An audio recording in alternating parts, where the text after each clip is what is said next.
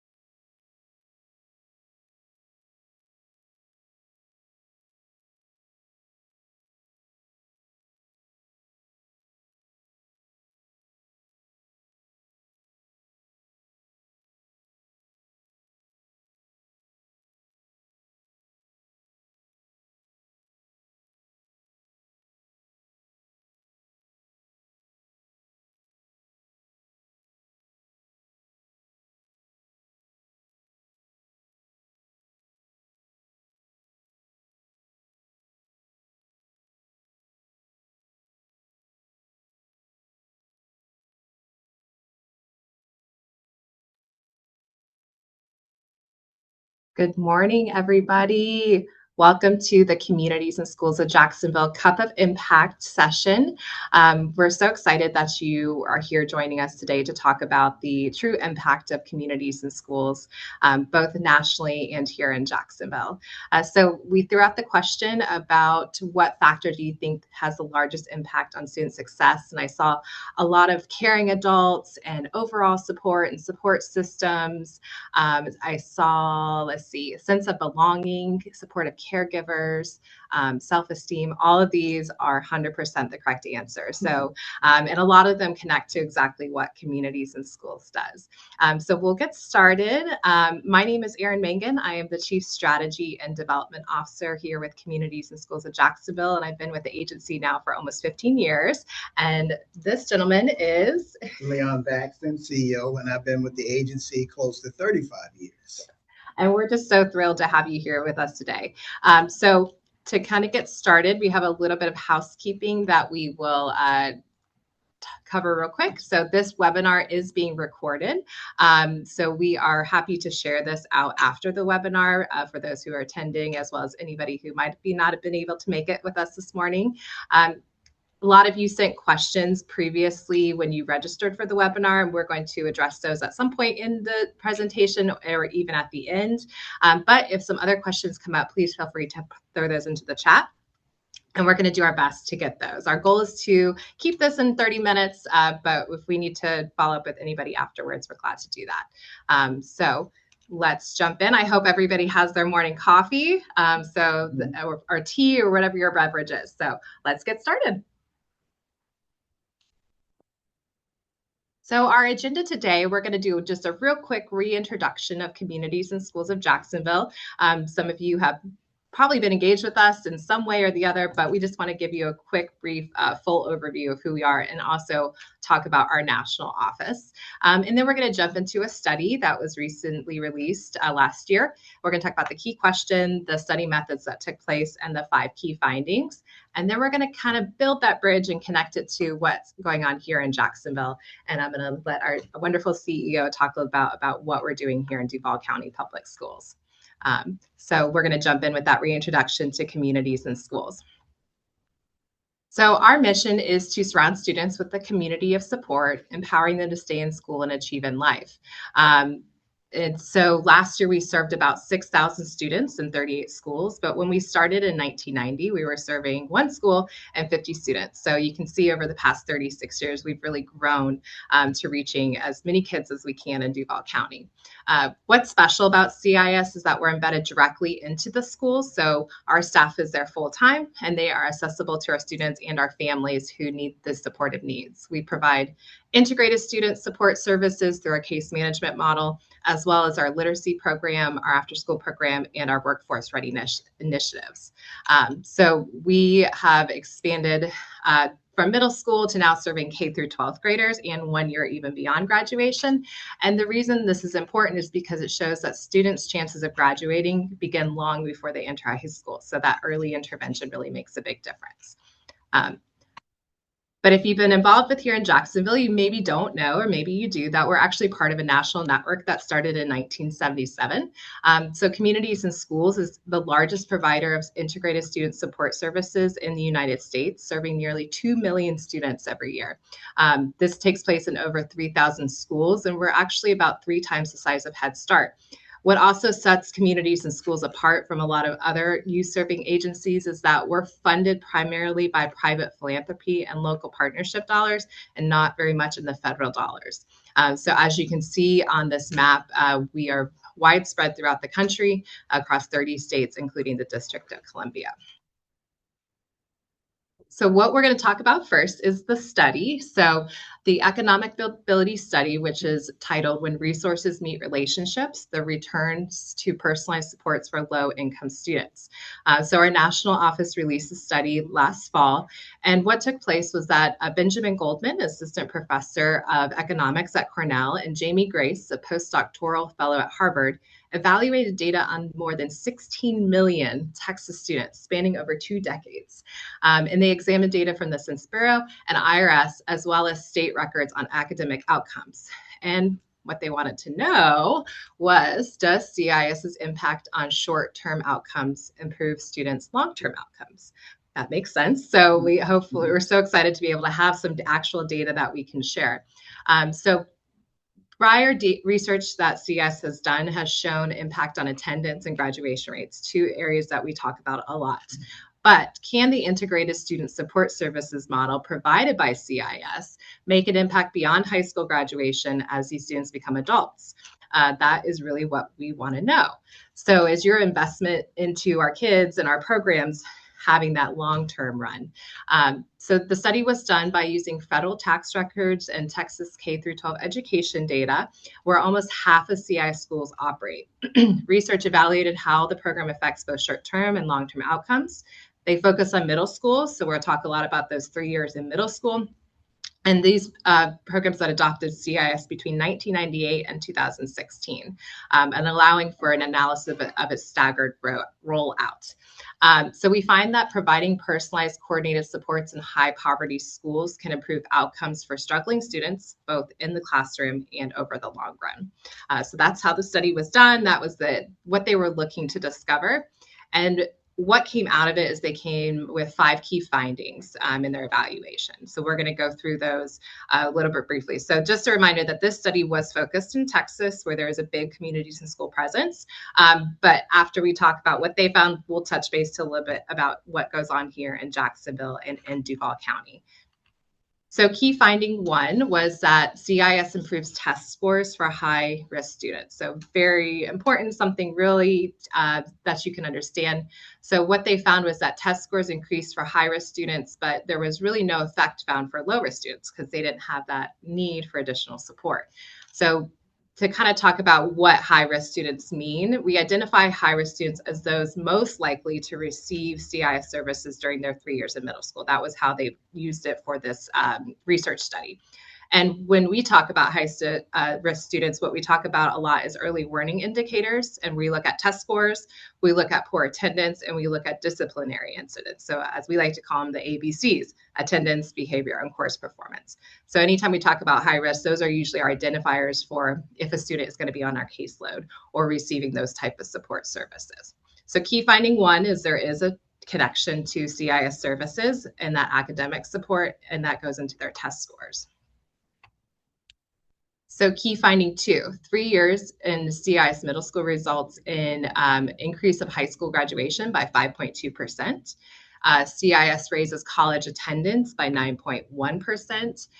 CIS increases earnings at age 27 by $1,140, or a 4.3% increase in annual earnings. So there is economic benefit both to the individual student and what their path is after they graduate. So when we talk about, we do a great job of getting kids through high school and into that graduation, but what's next? How are we preparing them for next? This is why, because we know there is a long-term benefit to these services to continue after they graduate into that achieve in life part of our mission statement. Key finding number 3 is that the long run effects of CIS can be predicted from its short-term impacts, with non-academic outcomes playing a central role. So we talk a lot about academic supports and non-academic supports. And what this showed is that if you just look at the test scores, it's accounted for 43% of the true effect on graduation.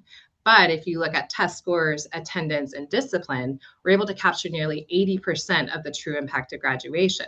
This is why dropout prevention starts before high school, and it's not just about test scores. We have to look at all the factors that go into a student's success while they're in school. So if we can look early at those early warning indicators, we can get a really good idea of what path the student's going to be on and how we can intervene when it's important.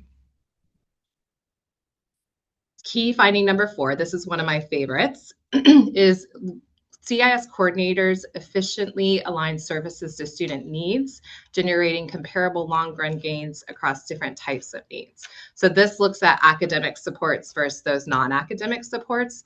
And what CIS does and what's really important about our model is we personalize the type of supports that individual students receive based on their individual needs. It's not a one-size-fits-all. Not everybody at one school or in one location is going to need the same types of services.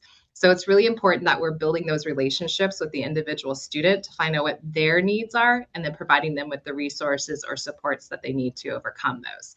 And despite if you're getting academic or non-academic supports, the long-run effects are nearly identical. So that just shows that we're really feeding into, again, what are the individual needs of these kids, and that's how we tailor what we do. And then key finding number 5, so all about the money. So 3 years of exposure to CIS, it shows that CS delivers strong returns per dollar spent. So it costs about $1,000 a year of investment into a student to receive CIS services. So $3,000 over 3 years has shown an increase of students' lifetime earnings by $36,000. It also results in approximately $7,100 of additional federal tax revenue per student. So this isn't just an economic benefit to the student, but also an economic benefit to our wonderful country and our communities. So again, your investment into our kids is turning a return of investment into our economy down the road as well. So those were the findings. So just like kind of the key takeaways from all this part is CS improves both short and long-term outcomes for high-risk students. Attendance is a major driver of achievement and earning gaps. CS improves attendance for students in high-poverty schools. By improving attendance and behavior, CS drives higher test scores, graduation rates, and earnings. The second key takeaway is targeted support. So effects are strongest for high-risk students and aligning supports to students' needs. This enhances impact. Focusing resources where they're needed delivers the highest return of investment. And then finally, cost effective. At more than $36,000 in additional lifetime earnings and $7,100 in federal tax revenue per student for every $3,000 invested, CIS offers one of the strongest returns of any major education intervention. So the model works, and this is showing that it does. So we're just really thrilled to be able to share this information with you guys. And again, we were glad to share the full study. It is very long and very technical, but it has a lot of really solid information into it. So that's something that we can definitely share out afterward. So next, we're going to talk a little bit about the local impact in Jacksonville. And this is where I'm going to have our CEO, Leon Baxton, who, again, has been with the agency for almost the whole time we've been here in Duval County, talk about kind of the workings of what we're doing here locally. Before I have him talk a little bit, I do just want to show a map of where CIS is located. And I have it next to the geography of upward economic mobility in Jacksonville, because a lot of times people ask, how do you select a school? How do you prioritize when you have funding available, what schools to go into? And obviously Duval County Public Schools is an incredible and major partner of ours. So we always work with them to identify the schools that are in the most need that we can make the largest impact. So as you can see here, our school locations from last year overlap with a lot of the red areas on the map, showing the high poverty and other socioeconomic factors that really need those supports. So with that said, so Leon, you've been with CEO since 2019, but have been part of CS Jacksonville for 35 years. You're knowledgeable about the challenges and the barriers that our students and families are facing. And I want to talk about attendance first, because that is one of the most important factors when it comes to student success. So how important it is, what effect does it have on students' academic outcomes, and what is CS Jacksonville specifically doing locally to help? Well, great question, Erin. One, attendance, if students don't attend school, we know everything else goes down the tubes. One of the things that CIS has done very well is we looked at the root cause of attendance. Okay, you got to understand, why are they not coming to school? Okay, and one of the many things that we found is homelessness. And when I talk about homelessness, I'm talking about families tripling, doubling up because they can't afford the rent increases and all of the other things that are happening. Then you have mobility. And mobility affects attendance because the families now have to continue to move because the lease is up. Then we found out hunger, because they got to pay the bills and something's going to suffer, whether it's the light bill or anything else. Okay. Then we've had issues with violence in the community or student crisis. So these are all those key factors that affect attendance and affect the student's psyche when it comes to coming to school. We found out in the community. So we developed a plan to address it. When it comes to the schools, when these factors kick in, these root causes, man, it affects grades, attendance, and everything else. What CIS has done very well over the past 36 years here is we put full-time site coordinators or case managers in the school who are there every day, all day, and available on the weekends and summer and year-round, available in case of crisis. We then work with the students one-to-one, making sure we build those relationships with the students as well as the principals, the administrators, and teachers, so we get a full picture of what the student is going through. We then do home visits to assess the full situation of this student, okay? And one of the things that's important is that we focus so much on the student, but we now are focusing on the family as well. So those are some of the things that we're doing to address attendance. Great. Thank you, Leon. And I promise I have some local data to share too. We talked a lot about the national data, but when it comes to attendance, I wanted to share a couple of things. So this chart shows the relationship between student absenteeism and academic performance. And this is focused on the past 5 years of data. So since 2020, students' absences decrease, their average GPA increases. Mm-hmm. And although attendance is not the only factor affecting academic performance, students who attend school more consistently tend to perform better academically. It makes sense, right? So this is why attendance-focused interventions are so important. And by reducing barriers to attendance, like Leon talked about, CS helps students stay connected to school and creates more opportunities for academic success. And sometimes it's as simple as, what are the little things we do? We do rain jackets for students, ponchos, so that if it's a rainy day and they have to walk to school, that's not a barrier for them. JTA does a great job with bus passes, so providing bus passes to our students so that they can ensure that they can get to school. So sometimes it's the smallest thing that's holding them back, and sometimes it's more extreme, and we have to really go those extra miles to help those families. The second chart I want to show is that along with improving academic results, CIS intervention drastically improves the attendance rates of its students. So this chart, we look at the average daily attendance rate of some of our most challenging schools. This is based off of zip codes that have high poverty rates, and including the neighborhoods that have a child poverty rate of over 40%. We can see that CIS served students had attendance rates that were equal to or higher than the school-wide rate at all 5 sample schools. So these results demonstrate the value of the CIS model locally. The comparison is especially meaningful because CIS serves students who often face significant barriers to regular attendance and may need additional support to remain engaged in school compared to their peers. So very excited to be able to share that. So Leon, let's talk about personalizing our student services. And the study I shared references both academic and non-academic challenges and how our CIS model individualizes the support for each student. How have we built our in-school programming to support both the academic and the non-academic Very side? good question, Erin. One of the things that's important is when you look at the student personalized plan, we break it into two categories, like you said, academic needs as well as student needs, non-academic needs. Under the academic needs, we are very specific. So if a student is struggling in literacy, right, but it may be math instead of reading, we want to make sure we personalize that need and address it through one-to-one tutoring. So literacy is very important that we address it that way based on the student's individual needs. The other part is we have after school programs where the students can get an additional academic support with a smaller ratio with certified teachers at the school that they're in. And then we have summer camps that make sure the students don't lose those academic gains during the year. And all of our services are free. Free. Yes, free. The other thing that is very important is that when it comes to attendance, we get them to school and is that the student is prepared on day one. So we make sure that every one of our CIS students have book bags, school supplies. Erin mentioned ponchos, and believe it or not, students miss school because of rain. So when we provide them with ponchos, that helps. Those things are important. Reading days, educational stuff. And when it comes to middle and high schools with the needs, we have speakers, we do field trips, and we do mock interviews, and all of those things that prepare these students after high school.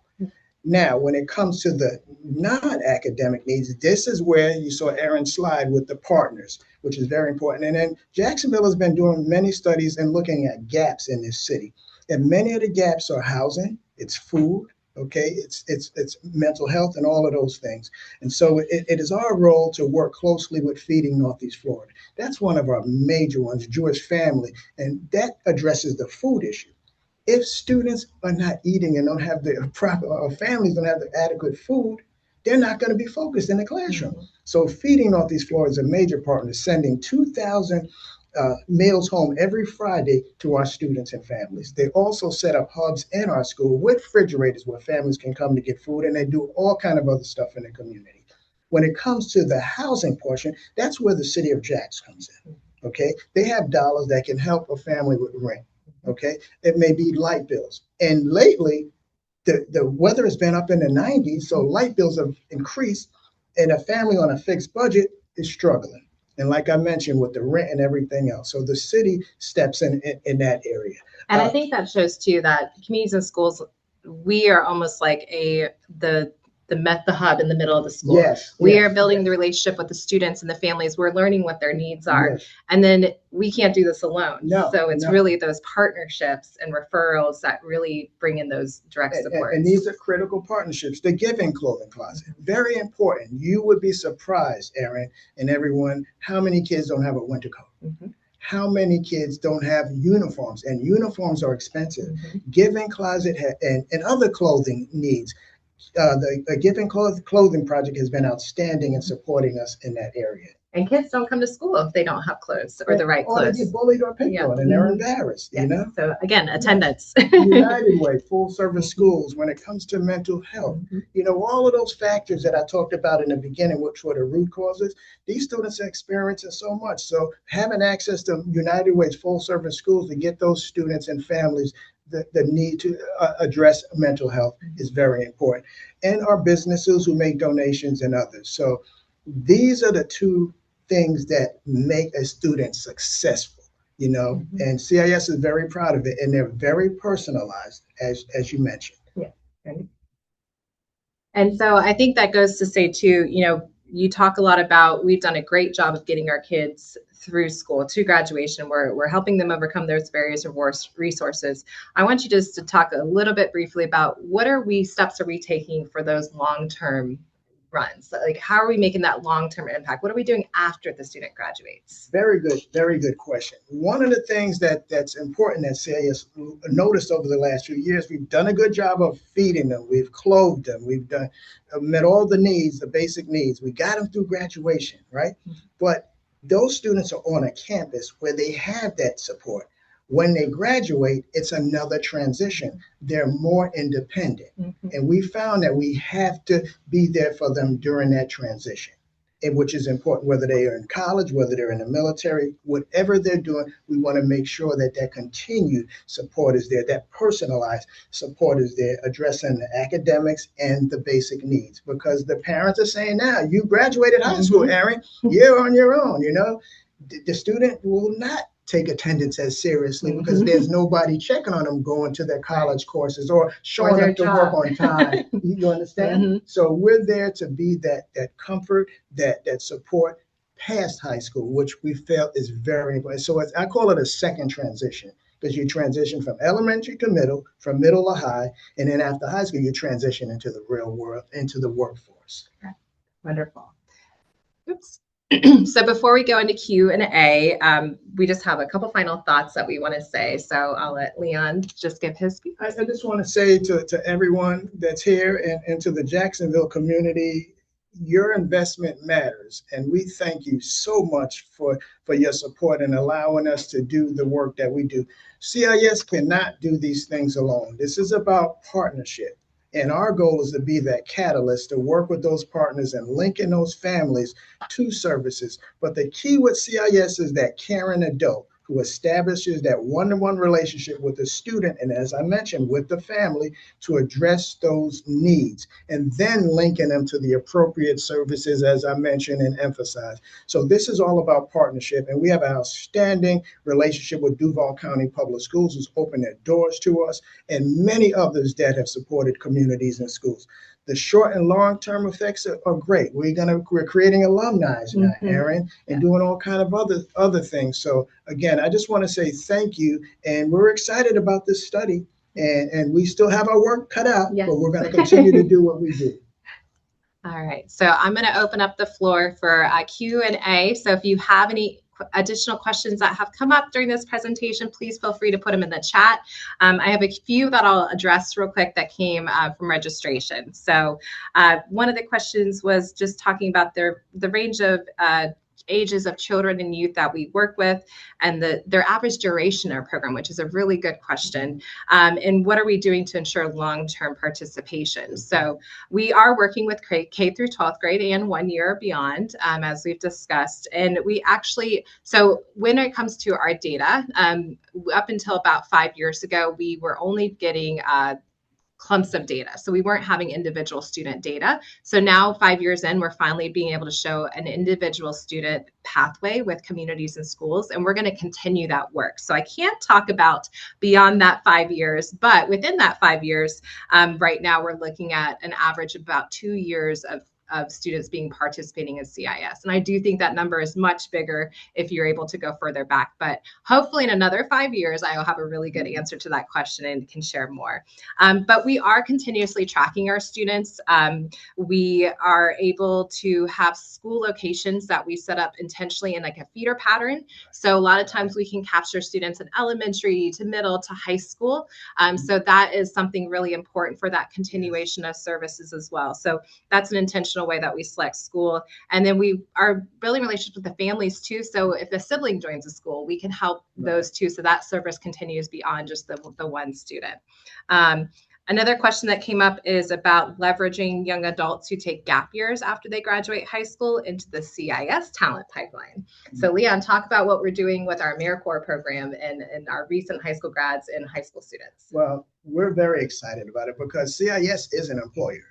And when we have our high school students who became AmeriCorps members, right, and they get actually paid and they get an educational stipend to work in our program and go back into some of our after school programs to work.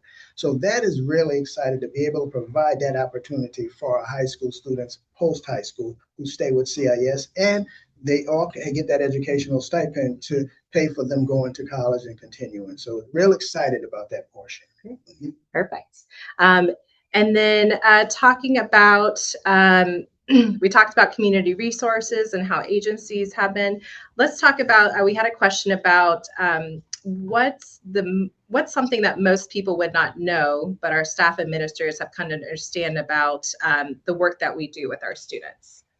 That is another great question. One of the things that we notice is over the years, CIS focused on the individual student. But when we started going out doing home visits, and we learned a lot after COVID, when we started taking the laptops out to the families because they couldn't come into schools, and we took food to families, we found out that Leon, who was the student, had three other siblings, and the mother was struggling. And we said, wait a minute, we have to look at the entire family. We also have to look at the mother and what needs that she's met. And so incorporating the whole child and the whole family is something that we learned that's very important. And so we have a whole parenting component. We have parenting partnerships. So the I'm a Star Foundation, but parents play a key role. If we don't address the parent needs, and address the school needs, we're missing something. So the whole family is so important. That's been a lesson learned over the years. Great, thank you. Do we have any questions that have come up in the chat? How can a working parent volunteer? Wonderful. So we didn't talk a lot about the volunteer opportunities, but volunteers are such an integral part of what we do in our impact. A lot of you are here today because you are a volunteer with communities and schools. So what volunteering does take place during the school day and after school, because that's where our services are. We do literacy days. We do guest speakers, especially in our workforce readiness initiatives. So all of these are opportunities to do direct volunteering. If you are not able to volunteer during the school day, there are other opportunities we could do. We do a lot of school supply drives. We do coat drives. During the holidays, we do a Winter Wishes program, which is an opportunity to adopt students and provide holiday gifts for them and their family. So these are activities that can be done outside of a school time and on your own time. And then, of course, we have summer camps as well. So those are another opportunity that we do a lot of literacy days and other ways that you can get involved. So please contact us at volunteer@cisjax.org, and we're happy to do our best to coordinate with you something that fits what you're looking for. Okay. And anything else pop into the chat? All right. Well, I just want to again say thank you for being here with us this morning. We appreciate your investment into our kids and this important work that we do and have been doing for over 3 decades. I will happily connect with anybody if you have any questions that follow up. Please feel free to reach out and we will do our best. But I hope you guys have a wonderful rest of your Friday. Enjoy your coffee or your morning beverage, and stay tuned for our second cup of impact in the future. Have a great one.